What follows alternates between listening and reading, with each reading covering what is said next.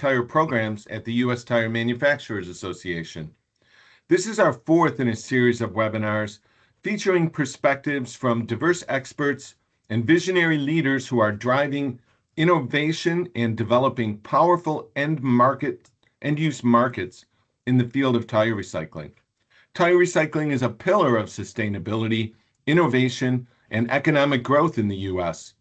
According to our 2023 End-of-Life Tire Management Report, tires remain one of the most recycled and reclaimed products in the country. But end-of-life tire generation continues to outpace recycling and consumption into end-use markets.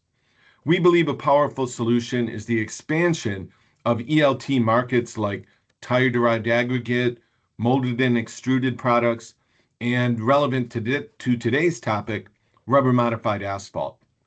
Expanding markets for recycled tire products not only leads to better ELT management, but also creates substantial economic and environmental benefits, including raw material savings, landfill diversion, and emission savings due to repurposing materials.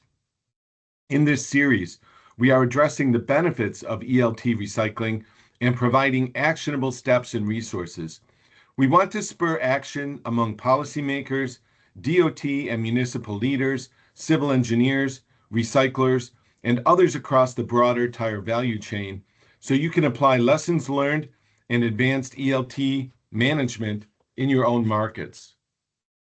In November, we covered the national landscape for rubber-modified asphalt. Today, we're zooming in. We're focusing specifically on the Midwest. This is a region with distinct challenges: extreme cold, extreme heat, freeze-thaw cycles, heavy industrial traffic, and a diverse range of adoption maturity. We have states like Missouri that have fully adopted dry process and I believe wet process, RMA specifications.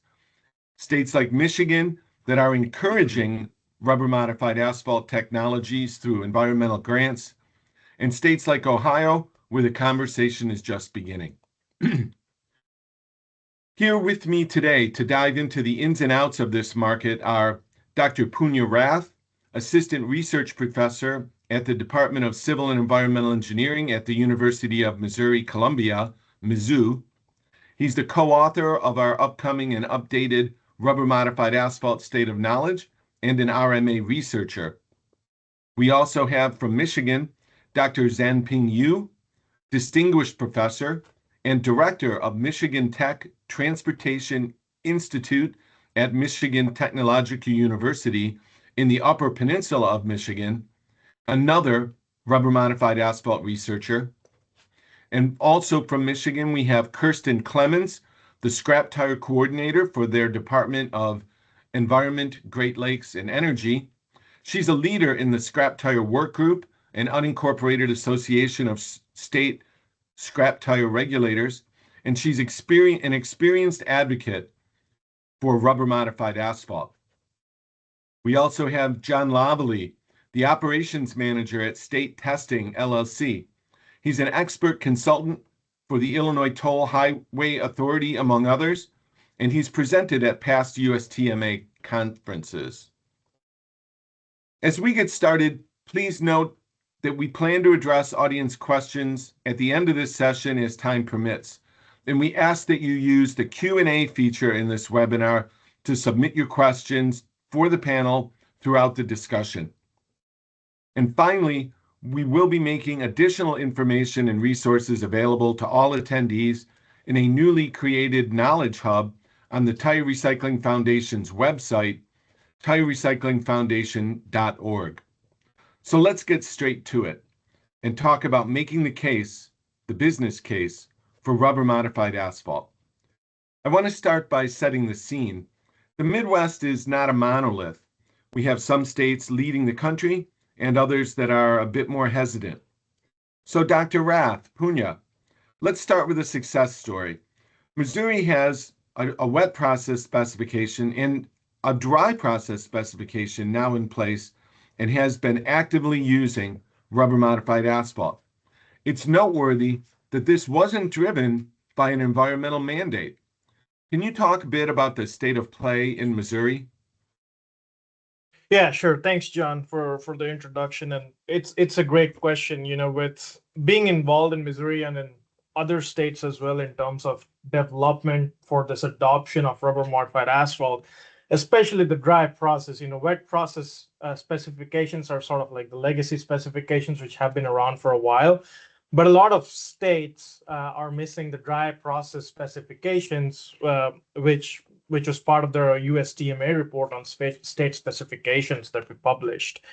So, as with any states, what I have seen is you kind of need the three pillars for adoption. Those three being the DOT itself. You need to find a champion in the DOT that wants to take this up and for demonstration project and for specification writing.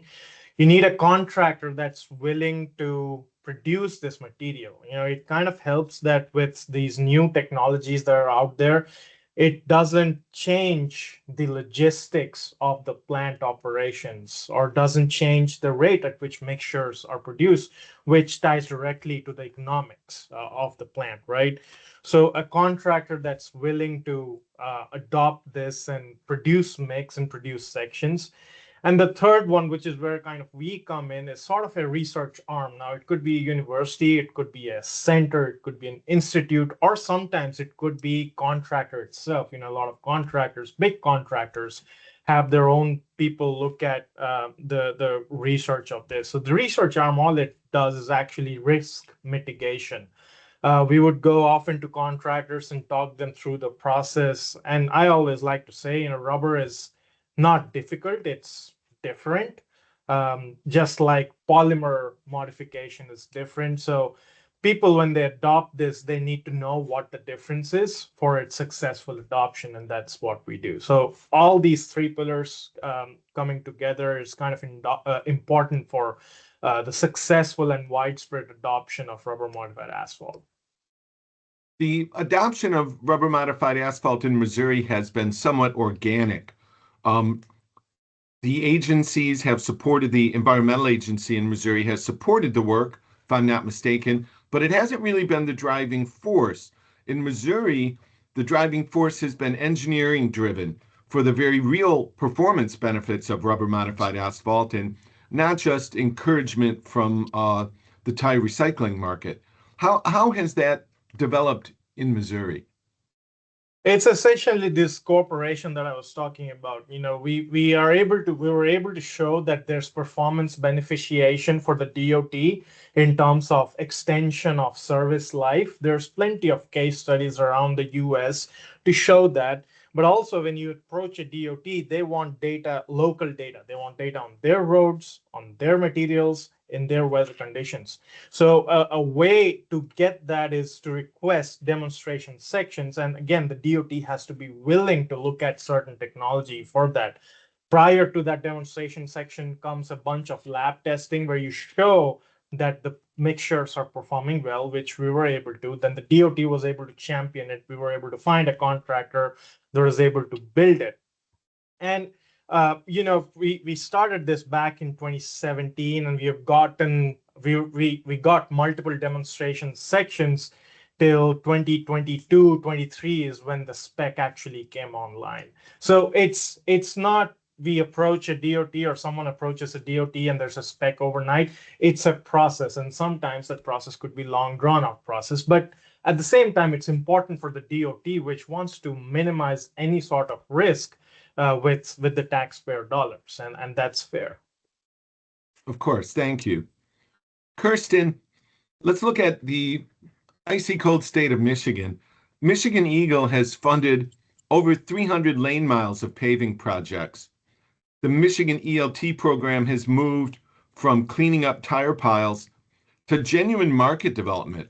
Can you tell us about the pilot to program success you've seen through this funding approach? Sure. Our program was started in the 90s, and it was basically to eliminate large piles of tires across the state. But if you look back in the early 90s, we didn't really have the technology to do a lot with those tires. So a lot of them were used for fuel. But our processing capabilities have gotten much greater, which allows this material to be incorporated in a road. And so our funding in turn has sort of shifted from cleaning up tires to incentivizing road owners to utilize this material in the roads, and also for our research partners to be part of that to document these projects.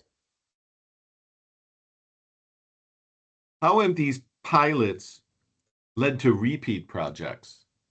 Yeah, so a lot of times my original discussions with road owners sort of are a bit on the organic side. They get referred to me by different folks, other folks that have done projects with us, other road agencies that are nearby someone that did a project with us, and we start a conversation about what they have and what they need and what opportunities that this material can assist them with. It's not always the exact perfect tool for every situation, but in many cases, it's been a great tool for the situations that they have.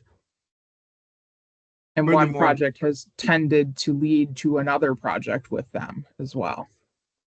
yes. And furthermore, what could you tell us about the role of counties versus the role of the State Department of Transportation in Michigan? Yeah, so I think if you look at the miles of paved roads in Michigan, probably 3/4 or more of those roads are county road commission or smaller municipality, either city, village, local kind of roads. Those folks have a very limited amount of funding, and they have a lot of roads that they need to keep in condition. So they're always looking for good options, um, and rubber modified asphalt. And we're finding rubber modified chip seal are very successful for them to be able to maintain their roads. Thank you. Mhm. Dr. Yu, Samping, you're often the bridge between funding that may be coming from Eagle or other sources and the actual road. And I know you've been working on specific projects at Michigan Tech. Could you walk us through the journey from we got a grant to we're paving a road while forming and keeping strong partnerships in the contractor and university space? Sure. Thank you, John. So we received quite some grants from Kirsten's office in the Department of Environmental, Great Lakes, and Energy, we call Eagle. So it's a really very fortunate thing for us to have those grants work with. And over the years, we also received some grant, for example, something like a National Road Research Alliance. They supported us in some projects. And also, of course, later on, I'll mention about something from Minnesota Department of Transportation as well. So usually, when people hear that we received a grant or receive funding, and we are doing something new roads or new materials, people usually will assume, oh, the job is done already, or soon will be done. The reality is that this really is the point the real work begins. The funding usually give us the permission to start, not really to finish. So our goal at Michigan Tech is to make new materials show up on the roads that the general public will drive on, including things like recycled rubber materials we just mentioned here. To do that, we have to connect three very different groups. The three groups are like university researchers, like what we are doing here at Michigan Tech, then contractors such as the pavers, the asphalt plants, and of course, including material suppliers, including asphalt aggregates or any modifiers, rubber producers, and all those are contractors. And the other, of course, main group of people will be public agencies. So university researchers like we usually prove a certain idea works in the lab setup or not. Of course, we also assume if it's working in the lab, it will work in the field. But really, the contractors are going to do is to bring those materials, run the materials to the job site, or basically for this case, is they are going to lay down the pavement, the materials on the road, and then construct the road. Then the agency are responsible for the safety of the project, budgets, maintenance eventually. So if those three groups don't trust each other, nothing gets built. So other people, of course, over the years supported us, like John Sheeran, yourself, you helped me quite a bit over the years. And of course, many contractors, always help us. You select different materials and find out other resources we need. And of course, also for material suppliers. So the three groups, like researchers and contractors and government agencies, all together really play a very important role in the success of our project.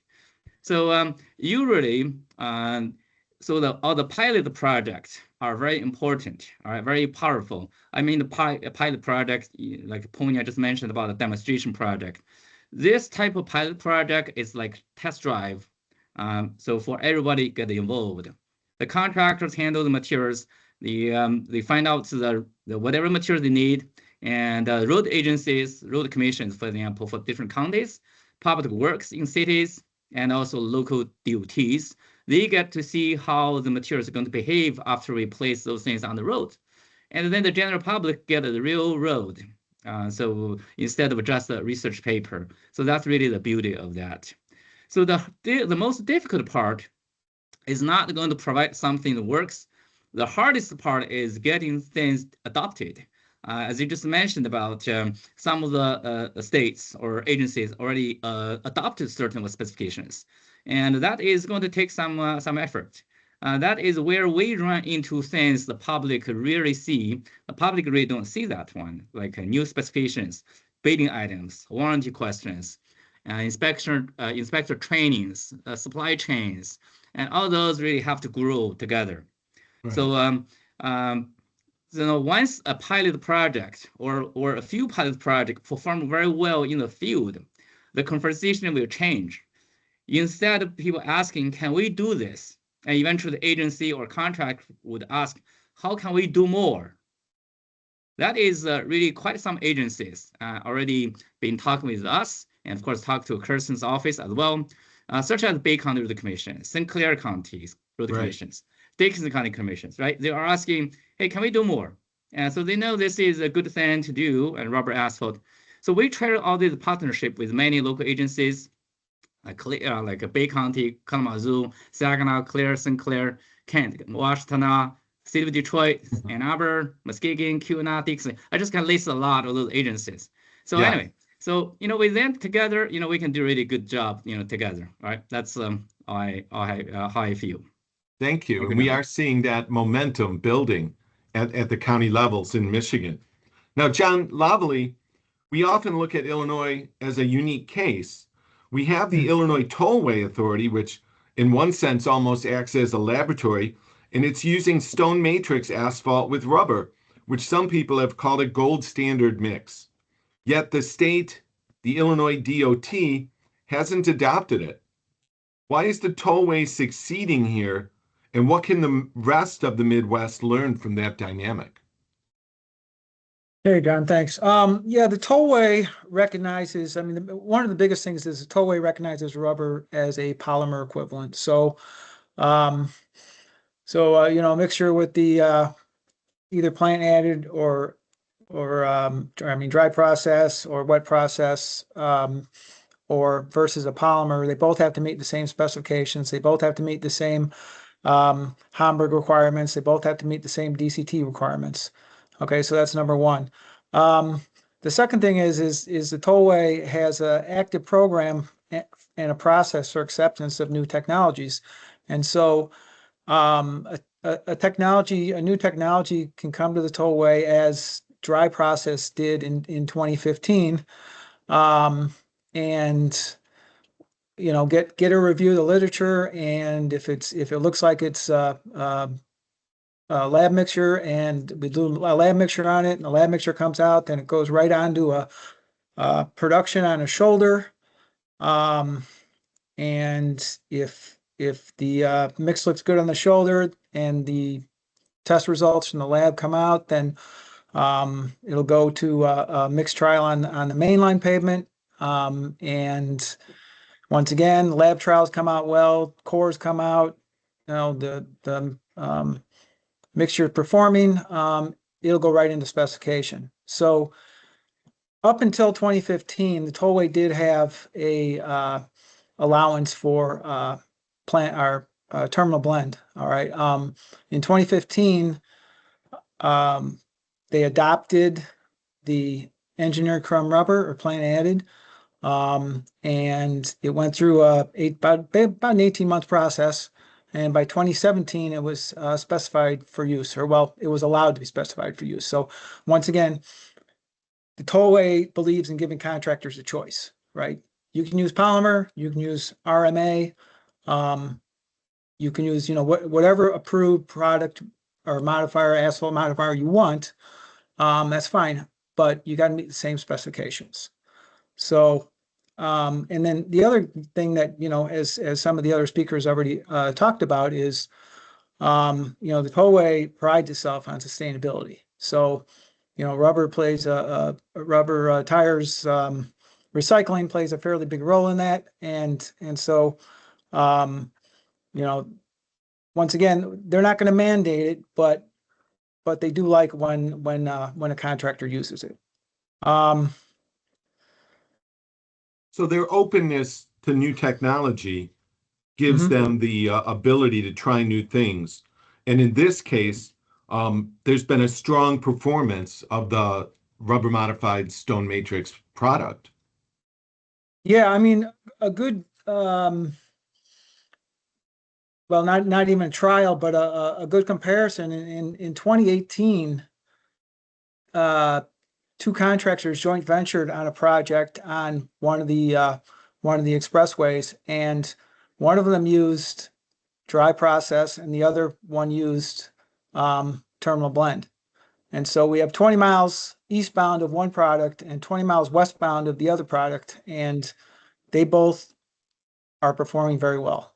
I can't tell the difference, to be honest with you. Wow. The other thing is, why is the tollway succeeding and IDOT not? Well, IDOT doesn't recognize an equivalent. And I think it's mainly because IDOT uses IFIT, whereas the tollway uses DCT for the cracking test. And rubber just does not perform well with IFIT. The test is too fast, basically, for the rubber to do what it's doing within the asphalt matrix. So if a contractor can't get a mix to pass IFIT, they're not going to use rubber, right? So, Right. and then the last thing, and this is kind of has really come about in the last few years is since the tollway, well, 99% of the rubber modified mixes on the tollway are put in the SMA, as you spoke about earlier.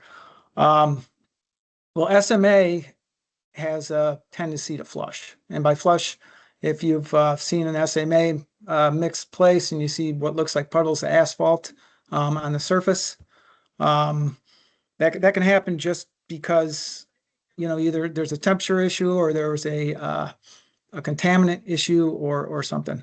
Rubber modified asphalt has a tendency not to flush, whereas polymer will. So a lot of our contractors, a lot of our contractors now are, in fact, one just did. He was a polymer user, for the last 15, 20 years. And just last year, he switched over to rubber because he was tired of getting penalized from flushing. So very good performance on the Toll Highway Authority. Yes. In our national webinar, we talked a lot about the general return on investment of RMA across the country. But in the Midwest, the why is a little bit different. We deal with a true 4-season experience, including brutal winters and hot summers. Zamping, Let's talk technical performance. The biggest question we get from Midwest engineers is, how does it perform in the cold? So what does the evidence say in your experience? All right, thank you, John. This is a really good question, great question. And honestly, I think this is it's a right one for our region in this cold climate. We are not really build roads in the mild climate. In Michigan, we deal with the real winters. Just before we start, Carson and I both said that we have over a foot of snow, even though we two are, I don't know, 5 or 6 hours apart by driving. We got really harsh freeze-thaw cycles here and the temperature swings. So those situation really makes us create a lot of temperature stress that can potentially crack the pavements even more than the traffic does into the regions. So that is a unique situation we have here in Midwest, especially in Michigan. Rubber modified asphalt handles cold weather extremely well based upon the research we have been doing, really because rubber keeps the pavements more flexible. So when asphalt gets very cold, you really expect it become very stiff and brittle. If it cannot flex, so that it will crack. So rubber modified asphalt gives the pavements the ability to bend instead of break. So that's the benefit we see. So we see in the lab and in the field, we see both situations. We see the lab test and the rubber mix absorb more energy before the cracking, and the results crack growth, which is going to be better than conventional mix. So, but the more convincing proof is that we see after a few winters on the real roads, after we pave the roads, usually we observe those for quite a few years, and we want to really see if there are any happened. For example, a few projects in Bay County Road Commission, we see that the rubber asphalt section come out winter with really, really little cracks or no cracks even after 4-5 years of service. That is extremely very, very encouraging to us. So it's very important to point out that why the Midwest is different, right? In very warm states, usually rubber materials being used to reduce the rutting from the heavy traffic. So the value is on the of course, here in Michigan is on the winter side as well, because we need to resist those cracks in harsh winter.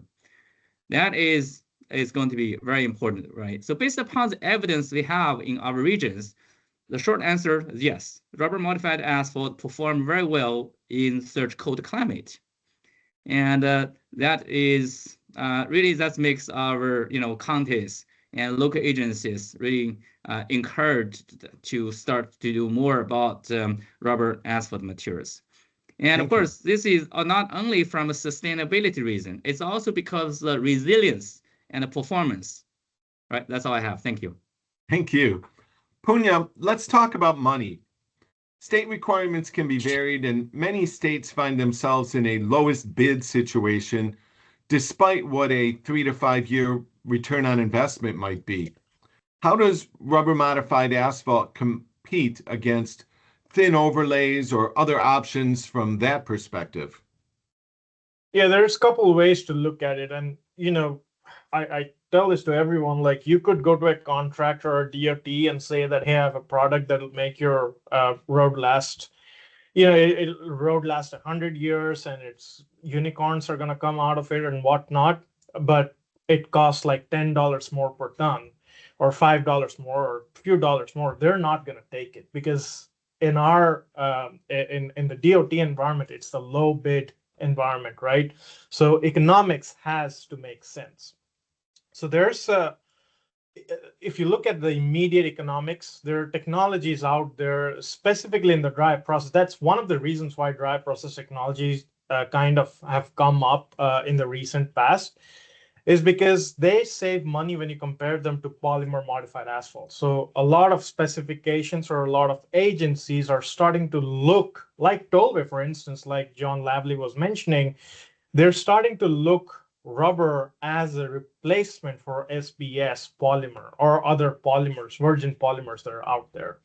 Not only it saves money, but it also performs in an equivalent fashion. So you're using a waste material, So sustainable notwithstanding, you're getting the same performance and you're getting it at a couple dollars cheap, or $3, $4, $5, whatever it is. It's cheaper than SPS. On the other side of it, if you look at the long-term performance of rubber modified asphalt, there's plenty of data that shows that if you do life cycle cost analysis of roads compared to Yeah. conventional pavements, then you will get the benefit of rubber through lower maintenance, lower repair, and less or prolonged time period before which you will have to rehabilitate the pavement, right? So all those factors get accounted for. If you calculate the net present value, then rubber modified asphalt will cost lower than your conventional pavement. Yet another way to look at it would be what you mentioned is thin overlays. So California has shown this, that if you are using a conventional pavement, conventional asphalt mixture, hot mix asphalt, versus a rubber modified asphalt mixture, you could shave off the thickness of the surface layer or any layer that you're putting it in by up to 50%. Now that could be variable when you're applying it to different sorts of climate, different geographies, different aggregates, different materials. But nevertheless, basically what they're trying to say is you have this unmodified mixture and you have this modified mixture. The modified mixture, of course, obviously has better performance. So why not find an equivalent smaller or thinner pavement which will give an equivalent performance pavement but at a lower material usage? So that by shaving off certain thickness, you're also saving money, which can pay for this additional use of the material, which is rubber in this case. Thank you. So we see the lower initial cost right now in today's market conditions against the polymer modified asphalt.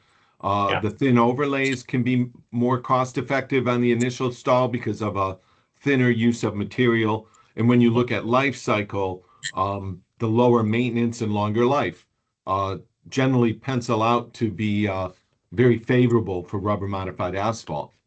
Yes. Kirsten, in states, we sometimes see how hard it is to get past the momentum or inertia of doing things the way they've always been done. How do you counter that argument when speaking to legislators or metropolitan planning organizations when they just want to pave a road the old way? Right. So one of the things, that Punya was just talking about is, the concept of it being a waste. But really, when you look at the material itself, the rubber itself, it's very highly engineered. It should not be a waste. The fact that we're coming up with methods to reutilize it is, beneficial use for everyone. And I do have a lot of those discussions that it's not merely a waste. We're not, just putting material in a road to use it up or whatever. But one thing that we notice is a lot of the smaller agencies don't have the capability to write their own specifications. So they lean heavily on DOT specifications, or larger agencies that can write specifications, that have the staffing to do that. So we've been trying to connect folks like the researchers and the agencies that do have those specifications to these folks and say, okay, this is what we've done, this is what we're seeing, this is how it's performing. And those things tell a story, and the story is successful. Very good. This brings us to the chicken and egg situation that we see in some states. Contractors don't want to make the material without a strong demand, and DOTs won't create demand if the contractors aren't ready. So, Kirsten, I want to ask about the STIC grant that you secured for 2024. You're partnering with the County Road Association to write these specifications. Is there a lesson here for other states that if the overlying state DOT is hesitant, you might build a coalition with the counties first? Absolutely. A lot of that came from grant projects that we're involved with, that Michigan Tech is involved with, that Michigan State is involved with. I think somewhat MISU as well has had some involvement. You know, when we had a rubber modified asphalt conference, we actually had members of the county road commission stand up and tell the county road commission in our state that they really felt that there was a need to develop a specification for this material because they were quite happy with how it was performing. And then, so now we're in a discussion with the STIC grant, which is State Transportation Innovation Council, I think. And I always forget what the C is for. Where the road owners, the County Road Association of Michigan, and the researchers are part of this with our DOT to develop those specs. Neighboring states could also piggyback off the development of that STIC spec you're talking about. I'm thinking Absolutely. of Indiana and Ohio, Absolutely. who could piggyback on that work that you guys are doing. John Lobley, from a production standpoint, how is rubber modified asphalt different from more traditional asphalt mix types? I want to back up a smidge here Sure. on this. You didn't mention it, John, but I worked as for a contractor for almost 20 years. I ran their QC department. So, and we did all the, my department did all the mix designs for my company. And so one of the differences, one of the key differences, especially with plant added rubber, is when you do the mix design. There's a bit of a learning curve there. I'm not gonna sugarcoat that, but it's fairly easy in that if you've ever done a mix design with polymer, or if you've ever done a mix design with terminal blend, you can do a mix design with plant added. What you do though is you add the rubber directly to the asphalt first, and you have to have a piece of equipment called a high shear mixer. And you want to blend that in so it's thoroughly blended into the asphalt first, and then you can just go ahead with your mix design. So that's one of the main differences. The other thing you got to remember is that rubber does swell. So when your QC department, or when whoever is putting that material into a gyratory compactor, you cannot take that puck out right away. You have to leave it in the machine. And heck, we opened up the cabinet, but then we put like a 20-pound weight on top of the plate and just let it cool. Once it got to, I don't know exactly what temperature, but say once it got to about 250 or so, you could go ahead and pop that thing out, and now your puck will not. I mean, if you don't do this, it'll literally act like a pie in the oven, and the crust will break, and you'll basically ruin your puck. So those two things from a mix design process standpoint, you definitely need to take into account. Now at the plant, the dry process will need a machine. You'll need something to blow the rubber into the mix.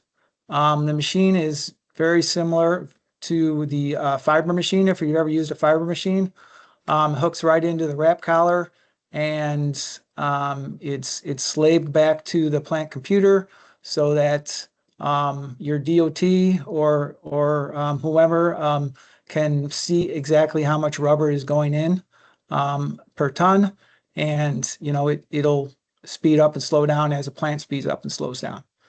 And if you're doing a wet process, you need tanks with agitators, because that rubber will fall out of suspension if not kept agitated. Most of the contractors that I work with who are going to do wet process have vertical tanks, and they keep that material moving. Then with regards to the placement itself, rubber mix is a little bit stiffer. So the key thing I always told our crews, and I told any crew that I was supervising on a job is, you know, screed heaters obviously have to work, obviously, but they do have to work. And turn the vibrators on and turn them all the way up. And I know a lot of back end guys don't want to stand on that thing while it's vibrating, but you really need it to get that initial compaction with the rubber mix. Thank you. Punya, you've helped write the book on this in Missouri. For a state like Michigan that has limited dry specifications, or Ohio that has none, how do they get to a full specification that any engineer can just pull off the shelf and use? You're muted. Sorry. Yeah, thanks There for we go. that. I was gonna say there's a couple parts to it, right? So it depends on who writes the spec. You know, if you consider a state, there's like a pyramid structure. If the DOT does something, then generally everyone follows, versus you can go to 10 different cities or counties or regions, and they all have different ways of doing things. But generally, if you get a DOT to follow certain or write a spec, it becomes easier for everyone else to adopt that spec. That's number one. Second part of it is in terms of writing the spec, like, you know, just like you said, if Michigan has a spec, Indiana could look at it, but they would still want something that's, or they would still want to modify the Michigan spec to suit to their needs. And Yeah. more or less for that, they kind of also need some sort of performance data fed into them through demonstrations or pilot projects in their weather with their materials. So all those aspects need to be taken care of. In terms of writing a spec, like DOTs they're well versed with writing the spec itself.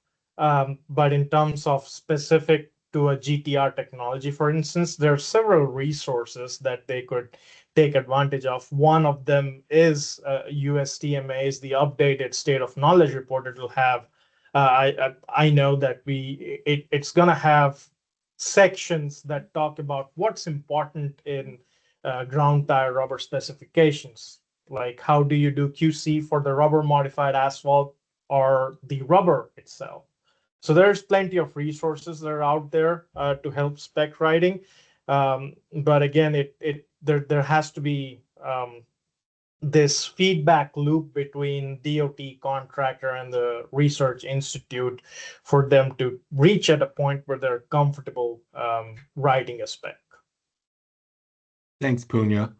We've got about 8 minutes left, and I want to get tactical. We have a couple questions that have already come into our Q&A.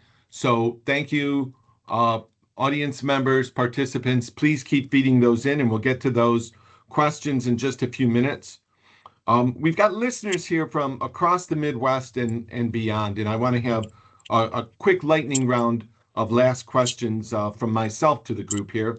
Zanping, Michigan isn't just doing hot mix, you're doing chip seals, 100 miles in Kalamazoo, if I'm not mistaken, and surface treatments across 11 counties. Why is that maintenance first approach a smart entry point for the Midwest? Well, thank you, John. Yes, absolutely. Michigan, by working with Eagle in Kirsten office, we were fortunate to work with a lot of local agencies to place some rubber and asphalt mixtures, and also rubber asphalt chip seal. Of course, rubber asphalt chip seal has been something we have been trying to work for many, many years. I think eventually we get really the chance to work with Eagle on this. So really the reason for the maintenance first approach works really good here in Midwest, especially Michigan, just because the maintenance touches the most of the miles of roads, and with a certain budget limitation. Like local agencies, they are responsible for the huge network, and really they have very finite funding. A lot of times when the road drops the PASER rating to 3 or 4, that's usually require a lot of effort to rebuild it, reconstruct it. So rubber chip seal is very affordable. So with a very practical, very minimum cost to extend the pavement life. I just want to give a few numbers here. For example, in Michigan, the state trunk line system, which is really being maintained by MDOT, is only like 9,600 miles, which is only 8% of the entire road network in Michigan. County roads, they are managing 74% miles of roads. City and villages manages 17% of the network. So those are pretty huge. So any county roads, city, villages, they really don't, if they don't have enough resources, they have to look for something called maintenance first. Which one really we can do what with a reasonable cost. That is the reason, we are doing this one right now pretty well here in Michigan. Thank you. Thank you. Kirsten, for the folks in Illinois or Ohio or Indiana who feel like they're starting at the very bottom here, how do they generate initial interest in this technology? Is it a top-down mandate or a bottom-up pilot? We have not in Michigan had a lot of luck with mandates. It seems like if the mandate is not particularly clear, or in some cases overly clear, it leads to some bending around to meet the percentage or whatever the goal is, and not really moving the program forward. So we have been working a lot with the more local folks and also with the universities and the contractors that provide this rubber modified asphalt material. Some of those are the actual scrap tire processors. Some of them are companies that are designing these technologies and getting a chance to get them tested on an actual road surface. Thank you. John Loveley, give us a pain point warning. Where have you seen a project or spec conversation stumble? And what is one thing a first-time RMA state should avoid doing? I think when the GTR first comes onto a job, or the owner or DOT or whatever looks at it strictly as an asphalt modifier, and it really isn't. It's more of a mixture modifier, and I say that because rubber, unlike polymer, does not become part of the asphalt. All right, it is. It's vulcanized rubber. Okay, it does not melt at 300 degrees. So the rubber is helping the mix. It's quote unquote mechanical. It's more of a mechanical help than a chemical help. So if you take a mixture, put it through your automatic extractor, and think that you're gonna be able, well, that the asphalt that comes out the other end is going to going to be like a polymer asphalt, a 70-28 or 76-28 or 76-22 or whatever. It's not, because the rubber is going to get screened out, and you're going to be left with what is essentially neat asphalt. I see. Thank you. Punya, final word to you. If you had 30 seconds to pitch the chief engineer of the Ohio DOT on why they should run a pilot in 2026, what would you say? I guess I'll say, can I get a minute of yours? But no, but there's, honestly, John, I've had to do this, and there's actually a few different ways that you can approach this, and it really depends on where a DOT is. Mostly what works is the economics argument. Now, the first thing I would do is establish the fact that rubber modified asphalt performs as good as the polymer modified asphalt or SBS modified asphalt, which is the gold standard of the asphalt industry, right? Once that is established, your next step will be making one of the two arguments. Either it's the economic argument, where you state that, hey, listen, either you can do this once you can replace your SBS with rubber modified asphalt because it performs the same, but it's less expensive. So that's great. It's going to save you money, or it's going to help you spread your dollars for more miles of roads. Or again, the conventional pavement argument is thin overlays or life cycle cost assessment, which we've discussed about. The other argument, which was pertinent a couple years ago or a year ago, and then went down as becoming pertinent again in certain parts of the US, is the sustainability argument, right? Where you're using rubber modified asphalt, which is recycled, and there's benefits, sustainability benefits in using that.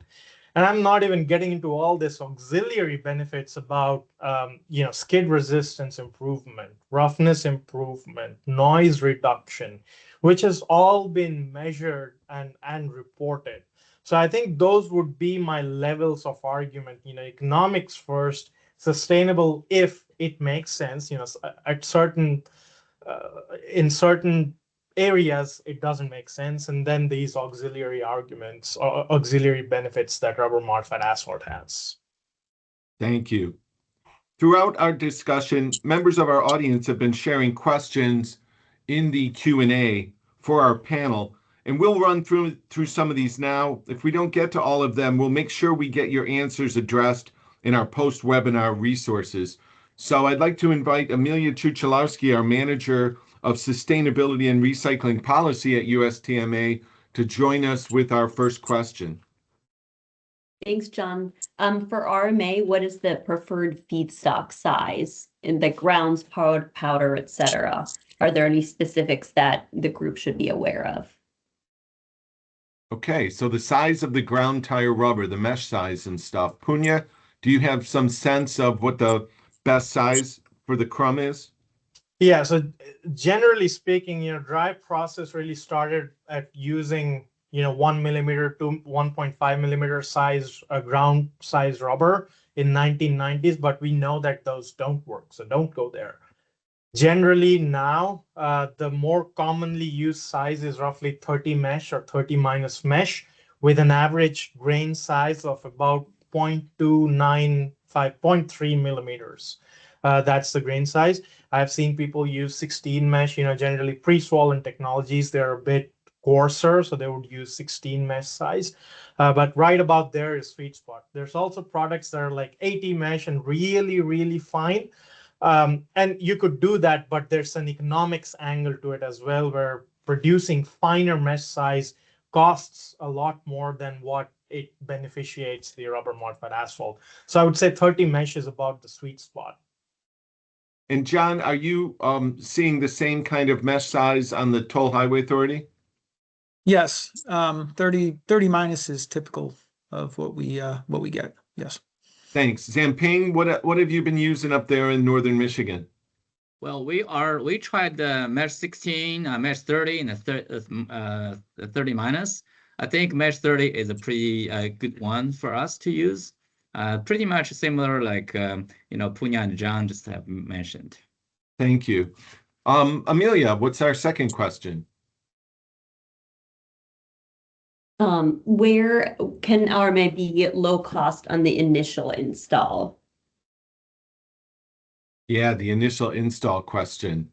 Punya, let's start with you again there. When you're only looking at initial install, where are the best opportunities for rubber modified asphalt? The best opportunities are wherever you're using polymer. If you replace polymer modification with rubber modified asphalt, you're going to save a few dollars per ton of mix, and it has equivalent performance. The other area I would look at is stone matrix asphalt, which Tollway has a ton of experience in using that, and so does Georgia and a lot of other folks. So those two would be my initial areas I would look at. And I'd also point to the other end of the market, the chip seal, where it can be cheaper on the initial install, and then further in the maintenance space, the thin lift overlays. So kind of both at the higher end of the market and at the lower end of the market, you can see initial install costs being lower for rubber modified asphalt, while the life cycle costs are better across the board. Next question. For an established tire distributor considering vertical integration into US based tire recycling, what specific funding programs like state TOT partnerships or grant pathways have you actually seen work for greenfield or near-term recycling facilities, particularly in the Midwest? And where should companies engage first to avoid spending a year chasing the wrong capital stack? Wow, that is quite a detailed question. Kirsten, you want to take a shot at that? Yeah, that one's complicated. There's in any state, there's a lot of different funding resources potentially. It's, I would say, somewhat dependent on the state. I know frequently Michigan, because we have funding for grants, we do like a 50% market development type grant, which is very competitive with the limited amount of funding we have every year. We get approached for, we're looking for $15 million to build a project. Well, I personally don't have $15 million. But hopefully I can connect them with other resources that will help them out. Yeah, that one's tough. I'd love to talk to them if there's interest, for sure. I think the answer to that is, it's going to vary by state or area. Yeah, I think that's probably very accurate. And we can certainly follow up with that questioner with a more detailed response in the near future. I want to thank our panelists for diving into the specific regional nuances of the Midwest today. We've heard that no matter where your particular state might be on its journey to adoption, there's a massive opportunity and incentive to close the gap in 2026. There's been substantial important work as it relates to growing and expanding ELT markets, and it's informative to have a forum where we can share the innovation and collaboration happening in one space together, because effective collaboration is the only way we're going to reach 100% tire circularity. Keep your eyes on your inboxes in the coming days, as we'll be sharing a post-webinar toolkit to help equip you even further with the data, insights, and tangible steps needed to expand rubber-modified asphalt markets in your area of influence. A post-webinar survey will be made available and shared in the chat, and we welcome your valuable feedback. Your input will help inform improvements for future webinars and conferences. If any of our audience has specific technical questions that were not fully addressed here today, like the last question we just received, or you're seeking additional technical expertise, please contact us directly. And we'll do our best to connect you with a subject matter expert who can assist you further. I hope you'll all join us for our next webinar in this market series, which will take place at 2 p.m. Eastern on February 11th, where we'll be looking at rubber modified asphalt in South and Southeastern states. In that discussion, we'll be exploring how those states are increasingly implementing RMA policies and projects to boost pavement sustainability and performance. We'll examine successful collaborative approaches in South Carolina, Georgia, Kentucky, and Tennessee, highlighting real-world results in cost-effective, high-performance infrastructure solutions. Panel and registration information can be found at tirerecyclingfoundation.org. Finally, please take note of the Tire Recycling Foundation's 2026 10th Tire Recycling Conference, which will be held May 12 to 14 in Denver, Colorado. Registration is open, and the conference is an excellent opportunity to engage with our esteemed panelists here today and other subject matter experts. If you're an organization that wants to share information about your services or products, we have exhibitor opportunities available. We also have sponsorship opportunities. We plan to continue these important discussions and provide further valuable information and insights in Denver, and we encourage your participation. If you have any feedback on this webinar or additional questions for USTMA or the Tire Recycling Foundation or any of our panelists, please reach out to Stephanie Mull at SMULL@tirerecyclingfoundation.org. Thank you all to our panelists. We really appreciate your time and expertise and insights here today. Thank you to all of our attendees, and we look forward to seeing you all on February 11th at 2 o'clock. Thanks very much. Thanks, John. Bye, guys. Thank you. Thank you, everyone.